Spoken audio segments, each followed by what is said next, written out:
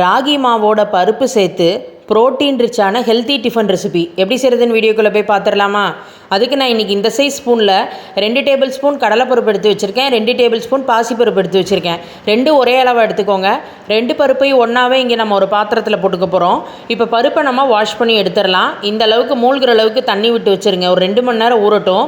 2 ஹவர்ஸ்க்கு அப்புறம் உங்களுக்கு பார்த்தாலே தெரியும் பாருங்கள், பருப்பெல்லாம் அருமையாக ஊறி வந்திருக்கு. அரைக்கிறதுக்கு மிக்ஸி ஜாரில் தண்ணி விடாமல் அந்த பருப்பை மட்டும் நல்லா ட்ரைன் பண்ணி உள்ளே சேர்த்துருங்க. கூடவே 2 பச்சை மிளகா, 2 வரமிளகா, ஒரு அரை ஸ்பூன் அளவுக்கு ஜீரகம், கொஞ்சம் மஞ்சப்பொடி சேர்த்துட்டு கொஞ்சம் கருவேப்பிலை ஆட் பண்ணிக்கலாம்.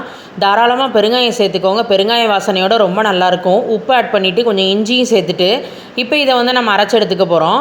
பாருங்கள், இந்த மாதிரி நல்லா கெட்டியாக கொரகொரப்பாக அரைக்கணும். இப்போ அரைச்ச விழுதை இங்கே ஒரு பாத்திரத்துக்கு மாற்றி வச்சிடலாம். இதில் இப்போ நம்ம ராகி மாவு சேர்த்துக்க போகிறோம். 1 கப் அளவுக்கு ராகி மாவு எடுத்து வச்சுருக்கேன். அதை நம்ம இப்போ இதில் ஆட் பண்ணிடலாம். டேஸ்ட்டுக்காக பார்த்தீங்கன்னா கொஞ்சம் வெங்காயத்தை கட் பண்ணி வச்சுருக்கேன், கொஞ்சம் கேரட் துருவல் அதை உள்ளே சேர்த்துக்கலாம்.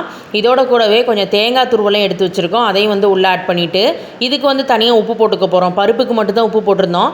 செப்பரேட்டாக உப்பு போட்டுட்டு ஃபஸ்ட்டு இதை சேர்த்து கலந்துருங்க. அதுக்கப்புறமா நம்ம கொஞ்சம் கொஞ்சமாக தண்ணி ஆட் பண்ணிவிட்டு இதை மிக்ஸ் பண்ணி விட்டுக்கலாம். நான் அடை மாதிரி தட்ட போகிறனால கெட்டியாக தான் மாவை மிக்ஸ் பண்ணுறேன். சப்போஸ் நீங்கள் அடை தோசை மாதிரி ரெடி பண்ணணும்னு நினச்சிங்கன்னா அதுக்கேற்றவாறு கன்சிஸ்டன்சியில் நீங்கள் மாவை கரைச்சி வச்சுக்கலாம். இப்போ தோசை தவா ஹீட் ஆனதுக்கப்புறம் பாருங்கள், நான் இந்த மாதிரி தட்டுற அளவுக்கு மாவை கரைச்சிருக்கேன். இல்லை நீங்கள் கரண்டியில் எடுத்து விடுற மாதிரி கரைக்கிறதா இருந்தால் அதுக்கேற்ற மாதிரி கரைச்சிக்கலாம். எப்படி அடை தோசைக்கு ரெடி பண்ணுவோமோ.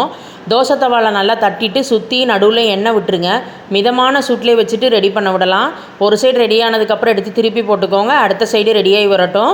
சுட சுட அப்படியே நீங்கள் இந்த அடையை சர்வ் பண்ணிங்கன்னா சூப்பராக இருக்கும். எல்லா மாவுக்கும் இப்படியே ரெடி பண்ணி எடுத்துருவோம். சாதாரணமாக நம்ம ராகி மாவில் ரெசிபி பண்ணால் அவ்வளோ டேஸ்ட்டாக இருக்காது. இப்படி நம்ம பருப்பு வெஜிடபிள்ஸ் எல்லாம் போட்டு பண்ணும்போது அவ்வளோ அருமையாக இருக்கும். இன்றைக்கி சைட் டிஷ்க்கு இன்றைக்கி நம்ம வேர்க்கடலை சட்னி தான் பண்ணியிருக்கோம். ரெண்டோட காம்பினேஷன் பிரமாதமாக இருக்கும். கண்டிப்பாக எல்லாருமே ட்ரை பண்ணிவிட்டு கமெண்ட் பண்ணுங்கள். சேனலை மறக்காமல் சப்ஸ்கிரைப் பண்ணிக்கோங்க.